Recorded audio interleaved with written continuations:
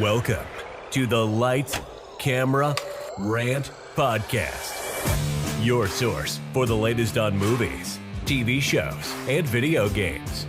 Get ready for ranting, raving, and reviewing. Here is your host, Lee.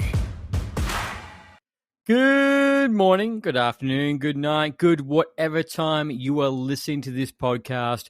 Welcome back for another edition of Lights, Camera, Rant, where we look into the latest news and we get into the reviews, which this particular episode, we are looking at Prey, and we're looking at the very first Disney Plus show episode, She-Hulk, which, you know, I won't spoil it now. I was going to say something, I thought, no, I'll wait. So you have to wait to the end of the episode to hear my review, or even a little tidbit. So guys, as always, I like to do a little bit of housekeeping first before we get into this full episode. As you always know, please check out the socials to make sure that, even though that we only come out every Tuesday, you still don't miss a thing in the weeks and days in between, so you get to stay up to date.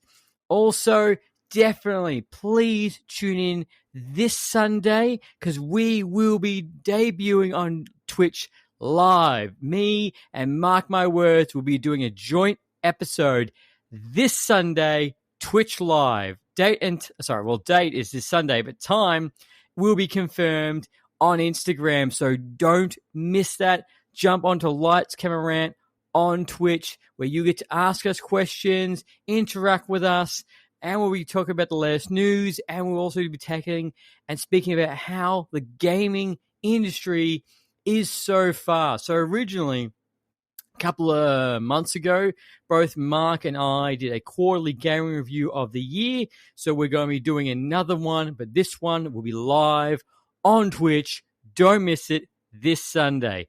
Also, in the past week, I've made a new acquisition for the Twitch and for new episodes as well. So, as you would have known, last week we did a video episode, which I really hope you all checked out, which I know you did, right? Because you listen every single week. So, I've just made a new acquisition. It is a OBS Bot 4K camera. So I thought I did have a standard Logitech camera, but I thought, I was thinking about it the other day. I thought, no, you know what? If I'm going to really dive into more video episodes and live streaming, I want to make sure the fact that it is the best quality possible for when you guys are viewing me. So make sure the fact you can see myself as beautiful 4K as possible and everything I'm talking about, and also see my wonderful collection behind me in perfect, stunning 4K. That I thought, that's a great addition. So between the Hypercast mic, definitely I could say is definitely a step up from a Kogan $50 mic. And yeah, get back in from the very start. Definitely an upgrade. Definitely can't wait for the future. As I will keep saying to you guys, more video podcasting episodes will be on the way, as well as with the debut of Switch this Sunday, more live podcast episodes will also be in the works, so I can interact with you guys more and you can ask me questions, especially when we're talking about the news or we get interviews. You guys can ask me straight away and just that bigger interaction. So I can't wait for that. And I can't, and the camera is absolutely pristine. And the best thing I love is that it's got an autofocus, so I don't have to worry about that when I'm ranting for an hour on, because I know the fact it is automatically focusing and is ready straight away to go. And as always, guys, isn't that just the best sound? Come on, all agree with me. Obviously, if you're listening to this podcast and you're not driving, please go have a drink. But if you are driving, I am very sorry. Oh my God, that is the good shit. So that's a little background story that's happened the past week. So without further ado, let's get into the news. So first thing off the rank, for anyone who is very excited, like myself, for the Secret Invasion crossover Disney Plus TV show, Wow, that is a mouthful. That is just in one sentence. So that currently has wrapped up filming, according to Samuel L. Jackson. Apparently, they had to go for some reshoots, but that is all done. So that should now go into post-production. Oh, I know the teaser got released at Comic-Con a couple of weeks ago. Hopefully, we might get a teaser at Disney Plus. At D23. We might get a teaser. Might not because of how far away it is in the future. But hey, a man can dream, a man can hope. Out of all the trailers that got released at Comic-Con that didn't come out, Guardians of the Galaxy is the one that I really want to see. Which, James Gunn has said the fact the reason it didn't get released is that there's still post-production stuff that needs to be worked on. So that's fair. But, out of all three, that is the one that I'm most excited for. But good to hear the fact that is all done and dusted. So we hopefully will get a trailer soon. Still talking about D23. It has been confirmed that on September the 9th, Disney and Marvel will have a games showcase booth and session showing everything that is coming forth of everything currently in development and everything that is everything that's coming new, which we do know, which sadly, as I said last week, unfortunately, Marvel Midnight Suns, that has been delayed to later this year with no confirmed date. They've told us they will be coming this year, but no confirmed date, which is a bit shitty, to say the least. But, as everything else is getting delayed, it's no surprising. Like, as I said last week, the Harry Potter Legacy game got delayed. That's not coming out until Feb 23.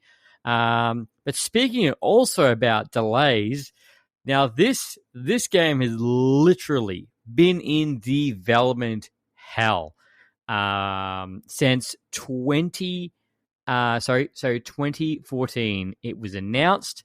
It has gone through 3 developers since that to get this game off the ground, and that's Dead Island 2 that currently has a release date of Feb the 3rd, 2023, guys. Lock that in. Hopefully it doesn't get delayed. However, that is finally got a release date. This game, honestly, there was so many people that thought this game was going to be completely cancelled and completely, throw in the bin, end of story, move on. Especially going through 3 developers, which is insane. The only other game I can think of that's gone through a couple of off the top of my head is Duke Nukem. That went through, I think, 3 developers. Sorry, Duke Nukem Forever. I think that went through 3 developers as well before that finally got off the ground, which I'm still waiting for a follow-up. I'm still waiting on a follow-up, Gearbox.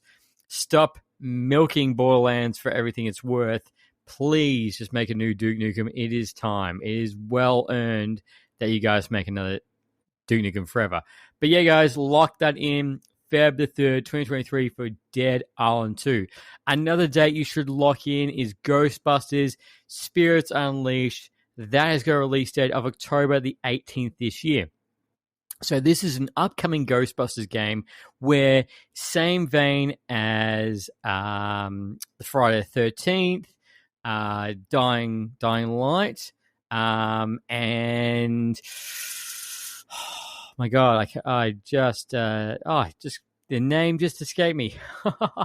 But that same kind of aspect where you play as the hero and you also play as the bad guy at the same time. So what happens is you will be able to control for Ghostbusters and you'll be chasing for ghosts, which players will be able to play the ghost, all the Ghostbusters, and you're going to try and defeat each other, which would entail their own skills and abilities for each. The trailer has dropped, and it actually does look like a lot of fun. So I'm really looking forward to that.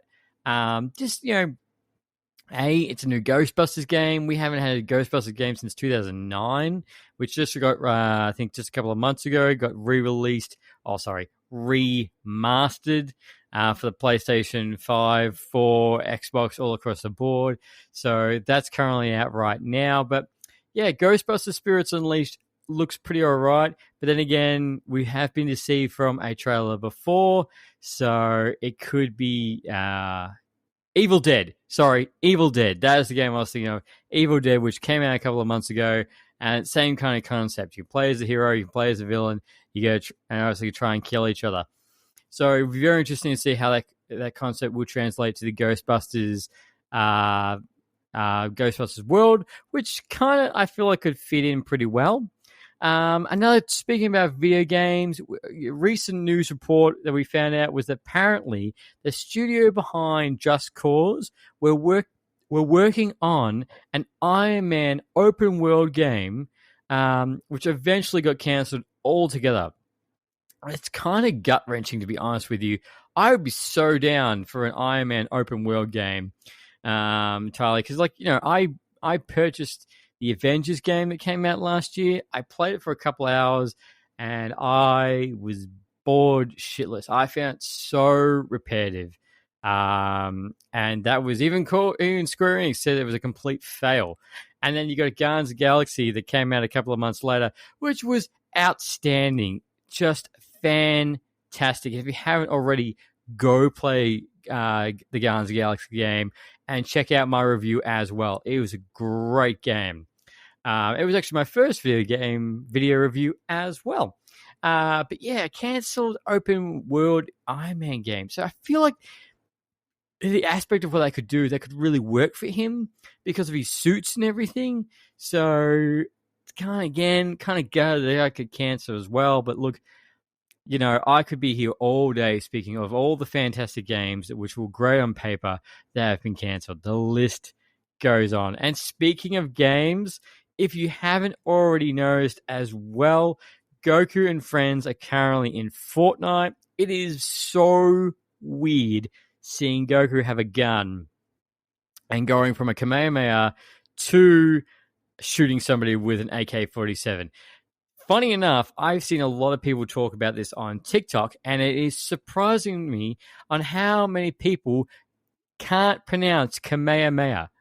Like, there was a TikToker I saw, he was trashing it, saying that the Kamehameha is too powerful, and he butchered the name completely. I was like, wow. That's, anyone who actually knows the content that you're talking about will be gutted. And you just lost yourself a viewer if you can't pronounce. Yeah, look, I do the same thing. There's things I can't pronounce. I butcher names, but it's one of the key points that you're talking about, you're complaining about, and you couldn't pronounce it. It's even not that hard to pronounce it as well. But yeah, this guy just completely butchered it. And I was like, yeah, good luck for you, sir, on how you're trying to pronounce everything. But yeah, if you haven't already, it is so funny. Actually, the funniest thing is not even seeing Goku in Fortnite. The funny thing is, obviously, because you can use everyone's abilities on other characters, it is just watching Obi-Wan Kenobi, Darth Vader, Spider-Man, all of them use a Kamehameha. It is the funniest shit. I'm like, you know what? I never thought I wanted to see that, but I'm happy I did. Especially like Obi-Wan, he's like, I could use the Force, or I can use a Kamehameha, which I've seen a lot of people saying it's OP. I'm like, of course it's OP. It's just what the ability is. Like, I don't know, figure it out your own. Figure another way to beat it. Jeez. But yeah, if you haven't already and you do want a new Dragon Ball Z game, currently right now, you need to jump onto Fortnite. And good luck getting a Kamehameha from Spider-Man. To all those people. But yeah, that's interesting. Anyway, moving on. For any One Punch Man fans, season 3 has been confirmed. There is no release dates, no cast and crew announced, but they're all expected to return. It has been announced, but there is no release date at this stage. But season 3 is on the way. Also moving on, Guardians of the Galaxy Holiday Special. Rumor is there will be no Gamora in it, which It's kind of bad. Oh, for me personally, it's kind of gut wrenching because I was looking forward to all the Guardians of the Galaxy, but going to the entire overall story, it makes sense why Gamora is not going to be in that. So, not totally end of the world. Still staying on the Marvel, Tom Holland has announced in a recent interview he is quitting social media for mental health reasons. He says the fact that when he does search about himself, it goes down a rabbit hole that gets him in this particular state, and he is going to be quitting social media. And we also know the fact that with him, he's taking a break from acting as well, similar to Ryan Reynolds, just to give us space. The weight of social media, the weight of being an actor would be just insane. The massive weight. You have to be very strong to combat that all, especially in this day and age. For being an actor, 20 years ago, it'd just be all the newspapers and anything like that. But, for an actor these days, you can literally just jump on your phone and you can be trending for any stupid shit, good or bad. You can be trending. Instagram as well, and people can message you. And sometimes people don't message the very nice things, and those people just need to get a life. But, Tom Holland will be quitting social media. Hopefully, we wish him all the best in when he comes back. And not to mention when he also comes back from his break from acting, because all of us, I can tell you from everyone, we are currently waiting for the announcement of Spider-Man 4. We very much look forward to that. Speaking of mental health, Isla Miller has finally has come forward and has done a public apology due to everything he's done recently, saying sorry to everybody for his recent events between with the Hawaiians kidnapping somebody, some really weird TikToks. Apparently, he apologized for his mental health, and he's going to be seeking ongoing treatment, which makes me wonder if this was actually him legit doing it, or this was the Warner Brothers going, look, you need to do something, or we're going to pull your film. It's mental health is a very serious factor, but this guy's really going off the rails. And the interesting thing is, from everything I've seen him in, is obviously from Harry Potter and from Justice League, it is almost like the complete opposite of what he's been in real life. Just a character, which obviously is a testament to his acting. But, man, this is a very big well that you're going to have to try and get yourself out of. Godspeed with all the mental health and everything, but it's going to be very interesting when we have the red carpet for The Flash. Not to mention the red carpet for Aquaman as well with Amber Heard, which that's going to be good too. But anyway, moving on. For any John Wick fans, the Continental show, which will be the prequel to the John Wick series, all going about the society, the Continentals, how the money works, all the deep dive in the grittiness of how this underbelly all works, has been slated for next year. It will be a 3-part special event. It is going to be streaming on Peacock, which I think it is the same thing as HBO Max. So we don't get that here. So I don't know what else that might go on to. I assume that probably will go on to Binge for us, because I'm very looking forward to this show, just seeing a different aspect of this world. Because you even though we've got 3 John Wick movies, we really still don't understand how this all works. The Continental, we get a rough idea, but we really don't know much at all. It's still kind of vague. He's brought in new points here and there, but not a whole lot. It's going to be very interesting for John Wick 4 as well, and whether or not you will see a very young John Wick appear into the prequel series, just making a pop-up appearance. Probably won't be played by Keanu Reeves, even though the man has aged in 20 years.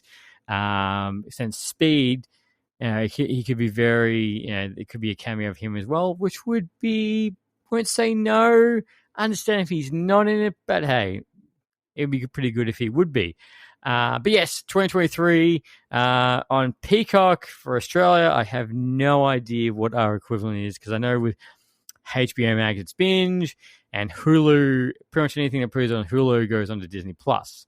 So, yeah, not too sure on that one. So that is the biggest news that has happened in the past week. So let's get into the reviews. Let's start off with the Disney Plus debut movie, Prey, which is the 5th installment into the Predator franchise. If you include AVP, is the 7th entry. Now, when this movie got released, obviously this year, it is the 35th. It's been 35 years since the original Predator movie with Arnie, which when I did see that, I was like, whoa, shit. So the Predator movies, I've seen one, I've seen two, and I haven't seen, I think it's the Predator and Predators. The ones in between, I haven't seen them. I do know they got reviews were utterly terrible. AVP is fantastic. I really like that one. AVP 2 was utterly shit. You couldn't see anything. I understand why they made it because they did the Predator Alien, but yeah, that was terrible. AVP was good. But yeah, I still remember when I first watched the first Predator movie, and the whole skinning thing was very shocking to me. I was like, whoa, okay. So that was very brutal. But, still a great Arnie movie. And it's funny knowing the fact that if you look back, for anyone who doesn't know, originally the Predator looked very, very different. And Jean-Claude Van Damme was originally meant to play as the Predator, but he quit because, A, the suit they had was too hot. He was melting. You couldn't see his face, so he quit the movie. And that original design that he was in, it looked awful. It looked terrible, and I don't think it would have had that most menacing look as what we know and love today. And the first one is so good. Honestly, if you haven't already, please go see the very first Predator movie. Yes, it's 1987. But there is also a video game as well, if you do want to try that. But yeah, it's I think it has aged too terribly, except for obviously, the quality of the movie, some little bit of tidbits, but it's still a very solid movie. Now, Predator 2 that had Danny Glover, and it was set in New York. Obviously a little bit different. It's not people's favorite, but still a very solid action movie. Danny Glover does a fantastic job. Just the acting, the action, all still fantastic, which we got in that movie, the very first hint that there was going to be AVP, because right at the end, you see in the spaceship a hall full of skulls, and one of the skulls is an alien, is a xenomorph. So that was the first little tidbit you got, and then boom, then we've got AVP, and then we got the very, very, very terrible AVP 2. And I haven't watched, I didn't watch the ones in between because it just didn't grab me. And I saw the reviews were terrible and people complaining about it. I was like, oh, well, I've got 1 and 2 in AVP. I probably don't need to watch the rest. Now, this was very different for this movie. So obviously this is the first Predator movie that's not called Predator. It's called Prey. And this did not have a theater release. It was only debuted on Hulu and Disney Plus. And due to production, when it went into production, it still has that 20th Century Fox logo as well. So this movie's been in production since 2018. When the wheel started turning after the last Predator movie. So it's been in development since then. And when I did see the trailer, I was like, yeah, it does look good. It looks a little interesting. However, upon its release, the critical reception for this movie has been outstanding. I had even mates message me like, you need to watch Prey. You need to review it ASAP because it is such a solid action movie. And it's a different setting. So obviously, it's not based in the 80s. It's not based in New York. It's not based in the future. This is based in 1719, I think it is. So a very long time ago, very, very, very, very, very, very, very, very long time, where spears and axes. That's the kind of play that we're dealing with. So I thought, I'll definitely give it a crack. I'm going to definitely give it a watch. So I watched it, and I must say, so this movie is about a tribe, and the main girl is played by Amber Midthunder. Yes, so that's her name. And her character is that she wants to hunt. Obviously, the rest of the tribe don't believe her, and she makes mistakes. Because obviously back then, the women did this, the men did that, back and forth. Even the other tribe members don't believe that she can. But during this movie, the quick synopsis is during this movie, someone gets attacked, and obviously they're going to find out that they really do believe it's a lion that's killed this animal. So they go on a hunt, they find the lion, and they kill it. And her brother comes in, becomes a new tribal chief leader kind of thing, but she doesn't believe it because she believes something bigger has tried to kill it. Also killed the original thing that wanted to be killed. Which, as it unfolds, the predator starts taking out. Predator arrives, and he starts taking out on the food chain. So he starts taking out wolves. He takes out bears. He starts keep finding the next big thing of a hunter each time. The apex predator. He keeps killing them as this keeps progressing. And then as it also progresses, the fact that there is all the French colonists as well do arrive, and they capture Amber Midland's character and a couple of their tribe members, and then they also try to go against the Predator as well, which does not end very well for them, as you can possibly imagine. And for those who doesn't work except for there, Amber Midland's character figures out a way to kill the Predator using its own... Oh, yeah, spoilers. Sorry. Spoilers all the way. So no one can tell me, goes, oh, you didn't say spoilers. I'm like, look, if you come this far, it is literally in the title of the particular episode. And you guys know that I spoil everything all the time, because by the time this episode comes out, it's been at least 48 hours since its release. So, spoilers. So, yes, Amber Midland's character kills the Predator, technically, with its own weapon, and she becomes the new leader of her tribe, and as it progresses on. So that's the quick synopsis of the movie. You can obviously feel, obviously when you go see it, you will actually see all see what I mean by the storyline. But honestly, the action, the hand-to-hand combat in this movie is fantastic. The Predator look and design is fantastic. Not as high-tech as we've seen Predators before. This is actually the very first Predator movie where he doesn't use a shoulder cannon to kill anybody. We do get to see the traditional 3 red dots, but that's from this master he's wearing. So it's almost like he's not fully fitted out with all of his gear.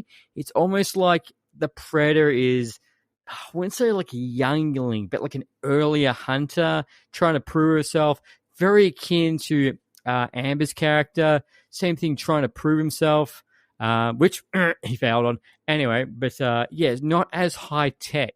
A bit more practical. Does still has the spear. Does have this really cool shield. Breaks around. But yeah, it doesn't have that cannon, which is the very first time. But the acting performances on this movie are fantastic. The set scenes are fantastic. The stunts for this movie are great. And there, at the very beginning of the movie, there is some beautiful landscape shots. The director and cinematographer have done a fantastic job on showing you this land, almost a land before time, technically, at this stage in the world. And it starts straight off the bat. Bingo, goes into beautiful landscape shots that you do see, which really starts building the world around it for you. And the fact that, it is, compared to the first Predator, they don't have machine guns. They don't have grenades. They don't have all this. They literally just have spears, horses.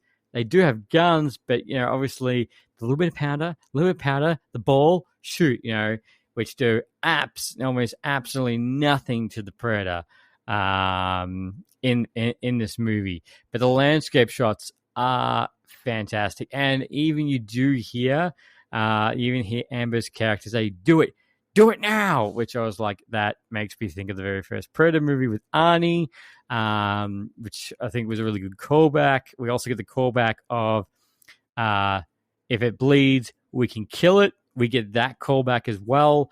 And another callback we do get is that because of the French colonists, Amber's character gets his gun from a guy that's footloose, if you will, basically. Unfortunately, he doesn't come to the end, but there's an engraving on the gun, which you do get to see clear as day, and that's the same gun from Predator 2, which you do see that Danny Glover's character gets from the other Predators when he kills the Predator from that movie. So I think that was a really good callback, and you see that gun is still in circulation. CGI for this movie had no issues. Thought it was fantastic and great. So I didn't have actually anything negative about this movie. I know usually people do obviously have been negative, but I didn't have any. It is a solid action movie. There isn't a whole lot of action. There is a lot of hunting-esque moments. Obviously a little bit of waiting, for this and this to happen. But every time there is action, it is great. It is a bloody movie, and I'm so glad the dog doesn't die in it. Thank God. I was like, oh, no. But overall, fantastic movie. Solid. All the people that gave me recommendations, thank you. Appreciate it. I'm glad I didn't miss this, because this, honestly, I'd be happy to see a sequel for this. The most thing I've seen a fan theory, like a fan request that I would love to see. So obviously with Prey, they've plopped Predator in this time frame. As a big movement or fan theory that's coming circulating around right now is to see same concept of the Predator dropping in old Japan. Let him go up against a samurai, which as soon as I read that, I was like, that would be sick. That would be so cool. Seeing a Predator go up against a samurai or samurais, that would just be great. And I am 100% down for that, because definitely there will be a sequel in the works because of the critical acclaim for this. I do feel like this should have been released in theaters, because it's definitely theater-esque, which would be fantastic. So I do wish they did that. But if you're looking for an action movie this weekend and it's not a family flick for everyone to watch, I'd recommend Prey, guys. You're going to like it. Yes, it is bloody, and it is going to be fantastic. Also, I will say this little tidbit, is that I didn't think it at first until the end, but there's a scene where the Predator is in his camouflage, and this snake sees him and attacks him. Obviously, he kills it.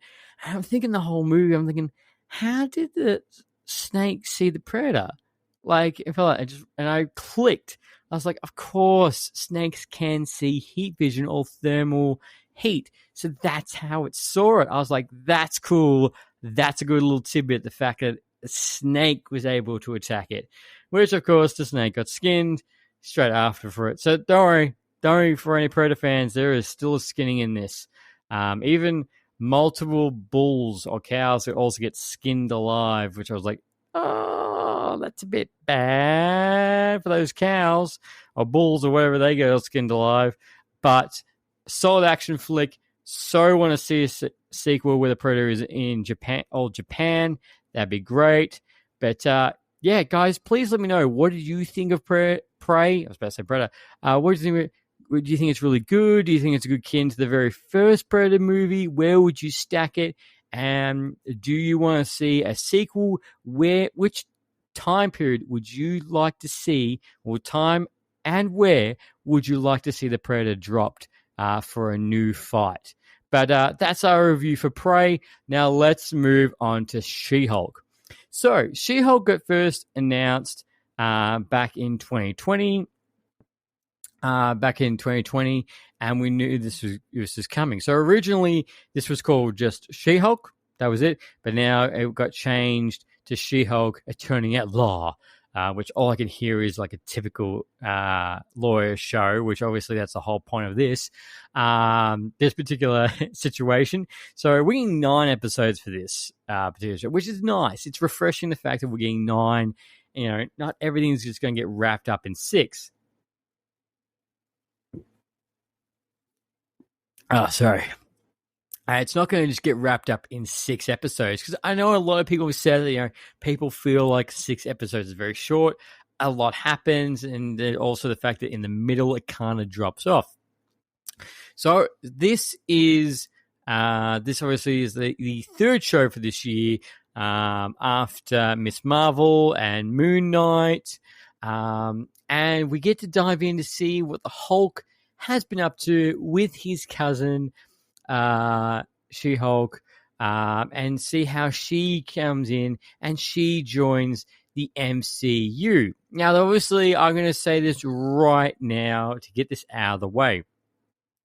Now, a lot of people complained about the CGI for this show in the first trailer.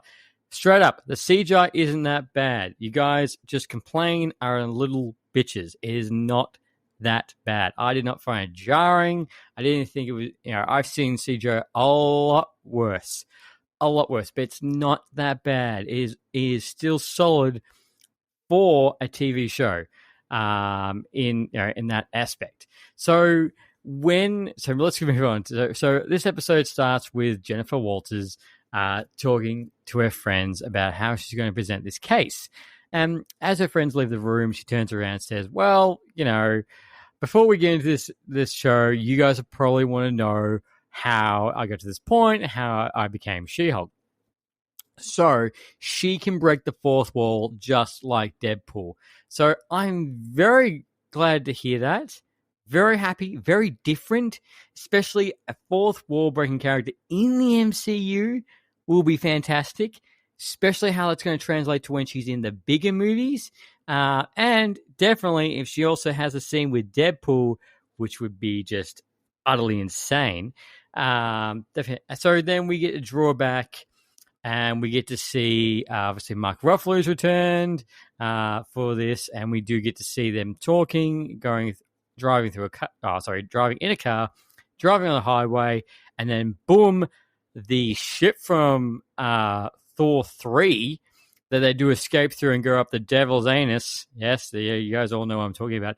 That appears, and then they crash the car, obviously trying to escape it, which unfortunately Bruce Banner's blood goes into Jennifer Walters' character, and she gets angry, and she turns into the Hulk.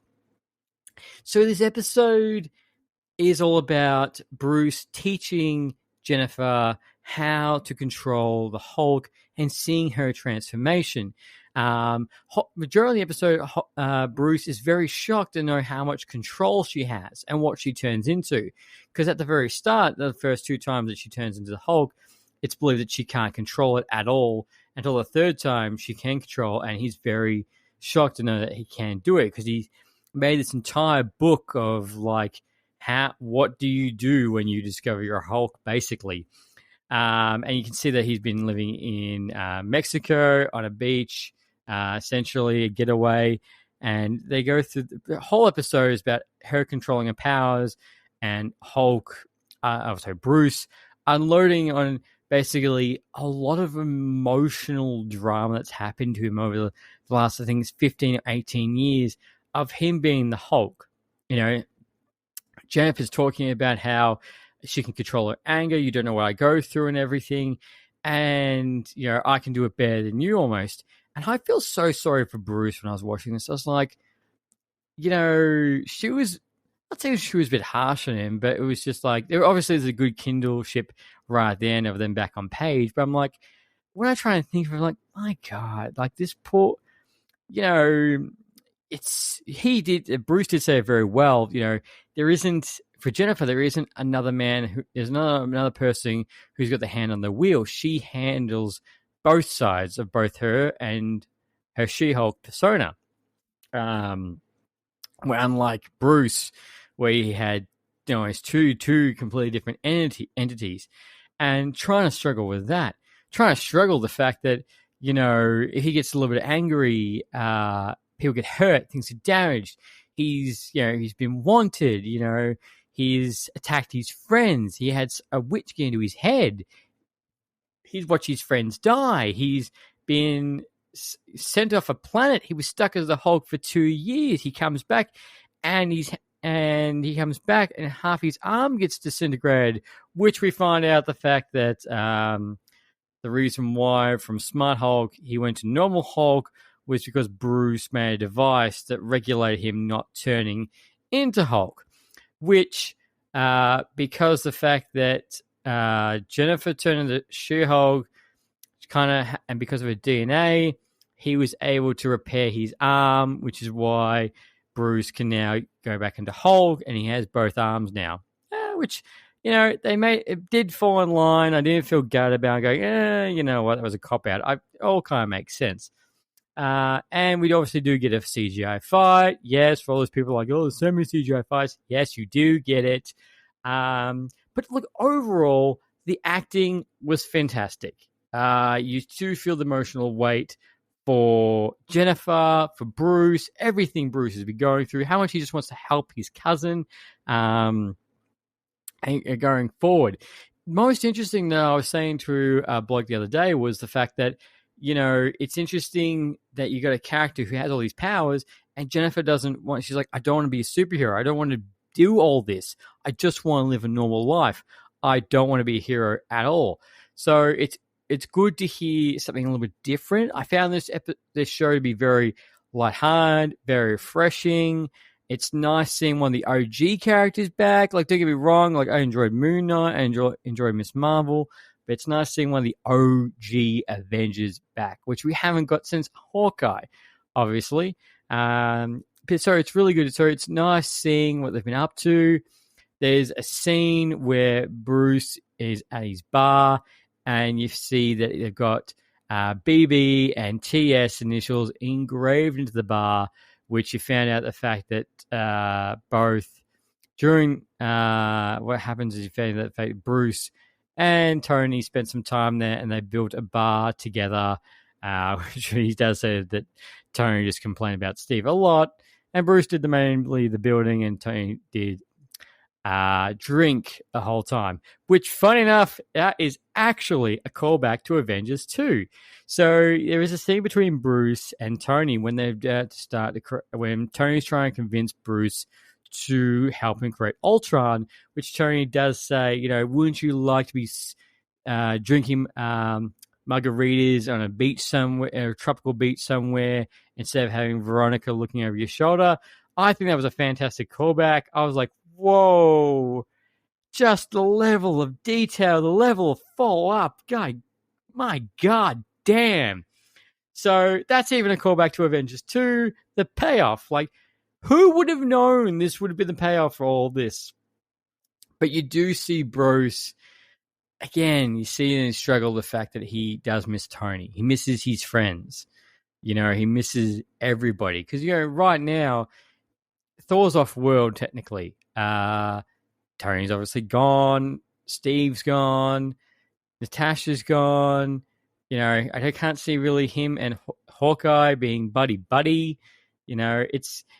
It's just, like, as I was saying to another person the other day, is like, the thing is, why I love the Marvel Cinematic Universe is that when you have moments like this, I feel, because the fact that you've been growing up with these characters for the past 15, 16 years, since 2008, because you've grown up with these characters, it's not just a trilogy. I feel like the weight is a lot more there when these things say, because you know everything that's happened, everything that's transpired, what's happened. You know, you feel with it because you're growing up with these characters and you can feel their pain. So that was a nice little tidbit. But the show is very refreshing. It is very different. So eventually what happens is the fact that Jennifer gets a semi-control over her powers and she leaves Bruce to go to her normal life. And then, boom, the episode kicks in exactly where it started. As she's in the court, obviously a new villain arises and makes a big mess. And then Jennifer turns into the She-Hulk for the very first time in all her friends in front of the jury, her friends. They do a fight. And then, boom, that's where it goes with moving forward on that and how we're going to. So it was kind of like I'd say that this show, like, she got used to her powers and it feels earned. It feels earned that she's got used to all this, you know, in this time frame, because we don't know how soon between the very start to when she left Bruce. We do know that time frame, but I'm glad that she's got 75% control of her powers, so this show can just get started straight off the bat. We can just go. We don't have that typical, oh, I'm going to jump off rooftops. I need to go somewhere to really test my powers. You know, she's kind of like good to go. We kind of got all that in a good montage. So that was really nice.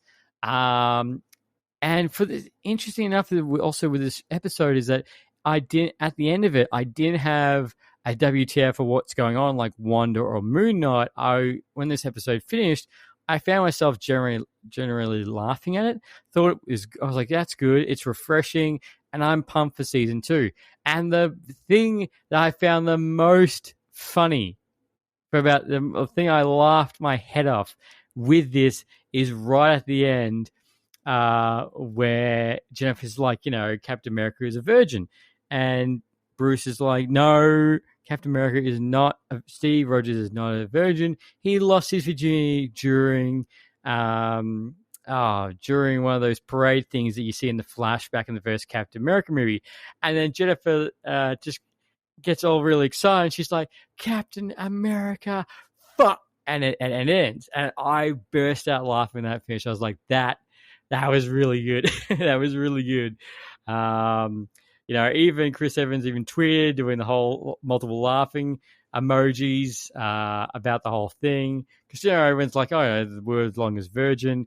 No, that is not the case. And there is so many fan theories right now floating around going, it's Peter Quill's grandmother, because the same actor appears in Captain America and the first Guardians of the Galaxy, and another actor, which I know she was from Game of Thrones. So there's just so many fan theories. People trying to connect the dots. I'm like, it could have been anyone, guys. It could have been anyone. But of course, the fact is Peter Quill's grandmother, mother is obviously in there. So, you never know with the Marvel, like just thinking with Avengers 2, you don't know what callback will come in at the end. So, overall, She-Hulk, refreshing, good, quick, only for 30 minutes. Can't wait for season 2. Definitely a lot more refreshing experience than I did have for Miss Marvel, as in, I really want to see episode 2. Like, I really want to do that and get to see how the episode progresses. However, with Moon Knight, because that was such WTF, I was more like, I need to see episode 2 right now. But this is still on that kind of aspect, but I'm happy to see the journey goes. I'm not in any particular rush. Currently, right now, I am watching Daredevil for the very first time to catch up on that. Which to me, I don't know why we didn't watch Daredevil sooner. This is fantastic. This is great. It's gritty. I wish I watched earlier. So hopefully I finish Daredevil to get in time for when Daredevil makes his appearance in the She-Hulk TV show, which don't particularly know when that's going to happen as the show progresses. But hey, guys, we've got 8 more episodes to go. So definitely strap yourselves in. And please, in the comments, DM me, please. Let me know. What do you think of She-Hulk? Did you like it? Didn't you like it? Which aspects of it you didn't like? Are you pumped for a season 2? Or are you just going to hold out until Daredevil appears into it and just jump on the train right there and there? And did you think the CGI is awful? Please let me know. So, guys, that is my 2 reviews for this episode. As I said at the very start, please tune in this Sunday for my Twitch debut live podcast episode. Hope to see you there. Thank you very much for tuning with this episode. Until next time, guys, happy ranting. Thanks for listening to Lights, Camera, Rant. If you like the show, don't forget to subscribe so you don't miss a single episode. While you're at it, leave us a rating and review, and be sure to tell your friends. Until next time, happy ranting.